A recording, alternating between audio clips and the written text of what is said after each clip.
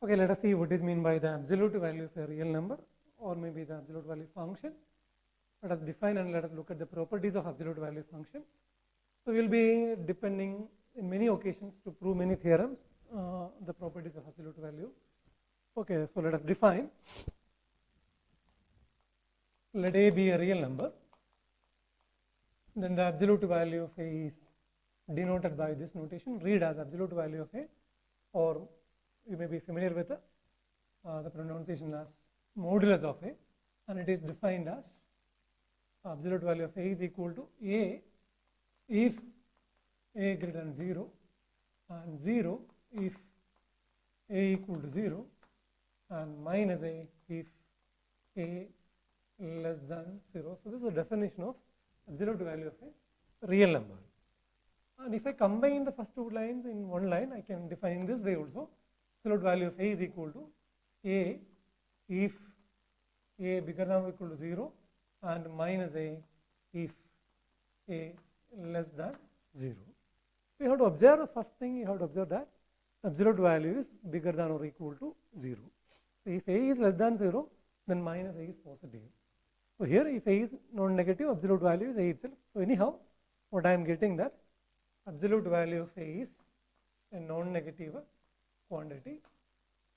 And another thing is absolute value of A is bigger than or equal to A, as well as absolute value of A is bigger than or equal to minus A. That observation you have to keep. A less than or equal to absolute value of A, as well as minus A less than or equal to absolute value of A. These are some immediate observations from the definition turning out. So now let us look at the properties of absolute value function as a theorem and its corollaries. I have theorem for any real number, for every real number A and M numbers A and B. First thing is I have modulus of AB or absolute value of AB is equal to absolute value of A into absolute value of B. Okay. If A equal to 0 or B equal to 0, if at least one of A or B is 0, then there is no doubt AB is 0, absolute value is 0, and if A is 0, this is 0, then the product is going to be 0. If B is 0, then again AB is 0 and this is 0. This is an inclusive whole. So at least one of them, A or B is 0, then mod AB equal to mod A into mod B is a true statement. So let us think of both A and B are not 0 in that case. I will be proving in this into some 4 or 5 cases. Suppose you assume that A greater than 0 as well as B greater than 0. So there is no doubt, since A greater than 0, by definition absolute value of A is greater than 0. Sorry, absolute value of A is equal to A. Similarly, B is greater than 0, so absolute value of B is B. Okay. Since A and B are positive numbers, so AB greater than 0. So by definition, absolute value of AB is equal to AB, and again by this I can have A is nothing but absolute value of A and B is nothing but absolute value of B, which means if A and B are positive, absolute value of AB is absolute value of A into absolute value of B. Okay. Now we assume, without loss of generality, I am assuming that A is positive greater than 0 and B is less than 0, which means A is positive and B is negative. Okay. Again by definition absolute value of A is equal to A because A is greater than 0, and absolute value of B is equal to minus B since B is less than 0 from my definition. Okay. Since A greater than 0 and B less than 0, so I have AB is less than 0. Again by definition of absolute value of AB, since it is less than 0, that is equal to minus AB. If A less than 0, absolute value of A is minus A. I am using the definition. And now this is a minus AB. Because of associate this, I can take minus 1 into AB. You have the whole algebraic properties to learn. I could make use of that things. So this is equal to A into minus B. And from my assumption, A can be replaced by absolute value of A and minus B can be replaced by absolute value of B. So this is equal to absolute value of A into absolute value of B. So if A greater than 0 and B less than 0, then again absolute value of AB is equal to absolute value of A into absolute value of B. Maybe I will do one more case. Suppose A less than 0 as well as B less than 0. Okay. At that time what happens? By definition absolute value of A is equal to minus A, and by definition absolute value of B is equal to minus B. Since A and B are less than 0, AB is greater than 0, and by definition absolute value of AB is equal to AB, or maybe absolute value of AB is equal to AB. That is equal, I can define minus A into minus B. There is nothing wrong with that, and I can replace my minus A by absolute value of A and minus B by absolute value of B. So in this case also absolute value of AB is equal to absolute value of A into absolute value of B. I can prove the other case also, A less than 0 and B greater than 0, then again the same thing will happen. So for every real number, A and B, absolute value of AB is equal to absolute value of A into absolute value of B. Now let us do the next thing. So absolute value of A square is equal to A square for every A in sort of real numbers. Okay. So we know that for every real number A square is greater than 0. If A equal to 0, then A square is 0, and if A not equal to 0, we have theorem, if A not equal to 0, A square is bigger than 0. So anyhow, by definition, absolute value of A square is nothing but A square. Absolute value of A square is A square, because A square is greater than or equal to 0. So this follows from my definition. Absolute value of A square is equal to A square. Okay. So absolute value of A square is equal to absolute value of A into A. Okay. Now by property 1, this is equal to absolute value of A into absolute value of A, that is equal to absolute value of A square. So what I am getting is absolute value of A square is absolute value of A square is equal to A square for every A belongs to R. Okay. Another important property is, let C be a non-negative real number. Okay. Then absolute value of A less than or equal to C if and only if minus C less than or equal to A less than or equal to C. This is a nice property. We will be depending this many times. So if C is a non-negative quantity, and if absolute value of A less than or equal to C if and only if minus C less than or equal to A less than or equal to C. Okay, let us see the proof. Okay, assume that, maybe let us assume, let absolute value of A less than or equal to C. So I want to prove this will happen, then I will assume this, and I have to prove that this will happen.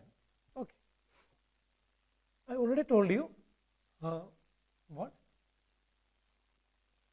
A less than or equal to absolute value of A as well as minus A less than or equal to absolute value of A as an observation from the definition of absolute value.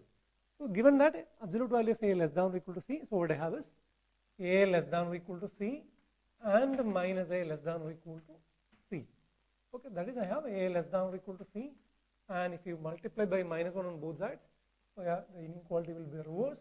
A greater than or equal to minus C, or simply minus C greater than or equal to A, which is greater than or equal to C. When you combine these two inequalities, what I am getting is minus C less than or equal to A less than or equal to C. So this I am easily getting.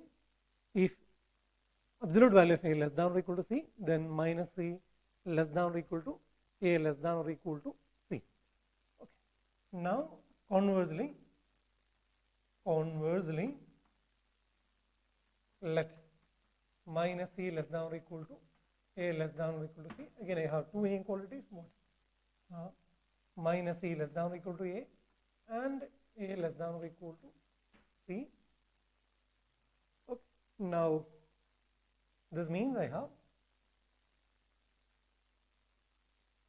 you multiply by minus 1, what I have is minus 1 minus a less than or equal to c and a less than or equal to c. From my definition, I can say that absolute value of a is either minus of a or a, and both are actually less than or equal to c. So I can say what absolute value of a is less than or equal to c.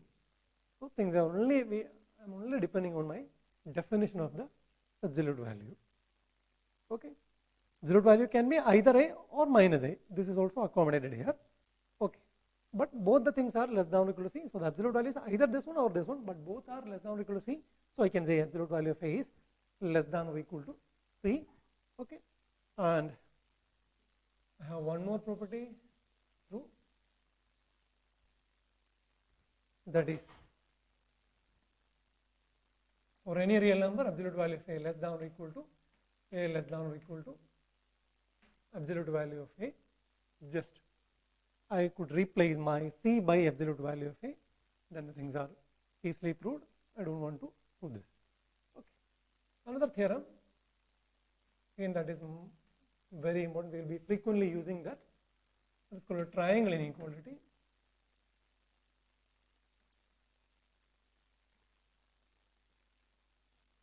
Triangle inequality.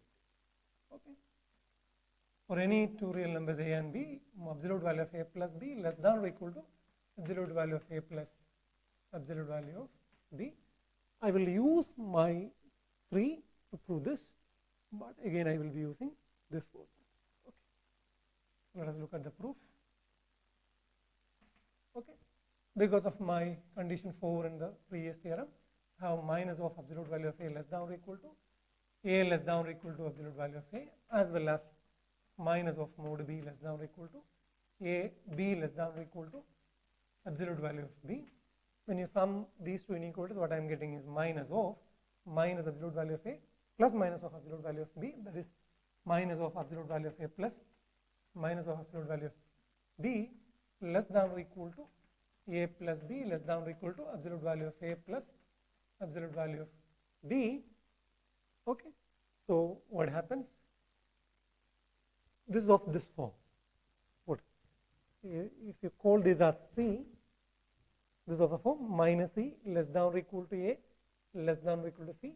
By condition c of the previous theorem, I have modulus of a plus b less than or equal to mod a plus mod b, or absolute value of a plus b less than or equal to absolute value of a plus absolute value of b. That is called a triangle inequality. I have a nice corollary. We will be proving that in terms of this triangle inequality. Okay, and that condition. Okay, let us do the corollaries.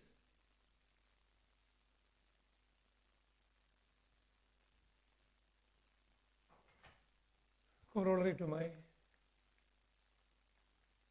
previous theorem. Corollary for any two real numbers a and b, absolute value of a minus absolute value of b less than or equal to absolute value of a minus.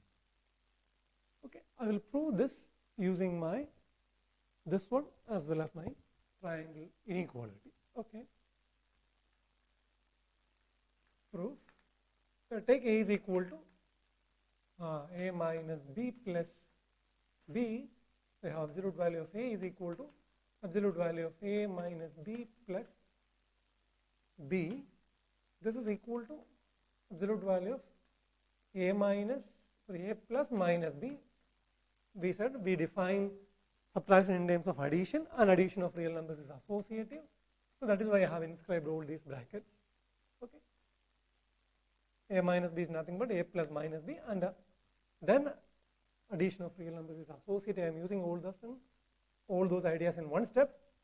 Now I am using my triangle inequality. So this is less than or equal to absolute value of a minus b plus absolute value of b. I have again wrote a plus minus b as absolute value of a minus b.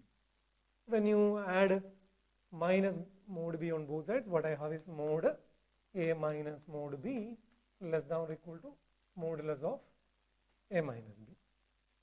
Okay, In a similar fashion, what I do is I will take b is equal to b minus a plus a, and I can get that modulus of b less than or equal to mod b minus a plus modulus of a, as in the previous case. Okay. Now what you do is I will take this term to here and this term to here. So what I am getting is just my cancellation law things are happening. But I am adding minus mod b on both sides and minus of mod b minus a on both sides. I will write it here. So what is happening is, so what I will get is minus of absolute value of b minus a less than or equal to mod a minus mod b. Okay, and we already know modulus of a is equal to modulus of minus a. So if I take minus common here, so this is minus of a minus b, minus of a minus b. So I can say this I can replace by minus of mod a minus b less than or equal to mod a minus mod b. Okay. Now let us have two things. What? Mod a minus b, mod a minus mod b less than or equal to mod a minus b, and minus of mod a minus b less than or equal to mod a minus mod b. So from these two observations, what I am getting is minus of mod a minus b less than or equal to mod a minus mod b, which is already less than or equal to modulus of a minus b. This is again of the form minus c less than or equal to a less than or equal to c, again by this thing. So what I have is modulus of mod a minus mod b less than or equal to modulus of a minus b. I am using the statements which I proved earlier to prove my new statements. That's why I always say in mathematics we use deductive reasoning. To prove certain assertions, I always depend on the things which I already proved as true. I have one more observation is there, one more corollary part is there, that is absolute value of a minus b less than or equal to absolute value of a plus absolute value of b. It's very simple. The proof is only two lines. So I have absolute value of a minus b is equal to absolute value of a plus minus b. Now you apply triangle inequality, that is equal to absolute value of a plus absolute value of minus b, but absolute value of b and minus b are the same. So how this is equal to absolute value of a plus absolute value of b. So that also I am getting as a consequence of triangle inequality, absolute value of a minus b less than or equal. In fact, I have to put it less than. Here I am using my triangle inequality, but this is equal to this quantity. So altogether, what I am getting is absolute value of a minus b less than or equal to absolute value of a plus absolute value of b.